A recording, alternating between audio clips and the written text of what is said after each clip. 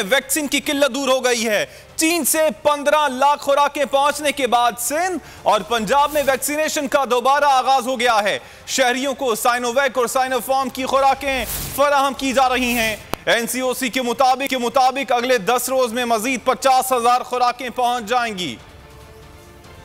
15 lakh dose आ गईं। सिंध और पंजाब में वैक्सीनेशन दोबारा शुरू हो गई। सिंध को साइनोवैक की 4,32,000 डोज मिल गईं। लोगों की बड़ी तादाद सुबह सवेरे ही कराची एक्सपो सेंटर जा पहुंची। बंद दरवाजे के सामने लोगों की तवील कतार नजर आई। शहर के दीगर मराकज पर भी वैक्सीनेशन का आगाज हो गया। साइनोवैक और साइनोफार्म की खुराकें फराहम की जा रही हैं। एस्ट्राजेनेका लगवाने के ख्वाहिशमंद अफराद आज भी मायूस रहे। इंतजामिया ने बरतानवी वैक्सीन के ख्वाहिशमंदों को मजीद इंतजार का मशवरा दे दिया। मुल्क में वैक्सीन की किल्लत का तासुर मुस्तरद कर दिया। हुक्काम के मुताबिक अगले 10 रोज में मजीद 50,000 खुराकें पहुँच जाएंगी। असद उमर कहते हैं 12 से 18 जून के दौरान 23 लाख शहरियों ने वैक्सीन लगवाई। इस हफ्ते के दौरान वैक्सीनेशन का नया रिकॉर्ड कायम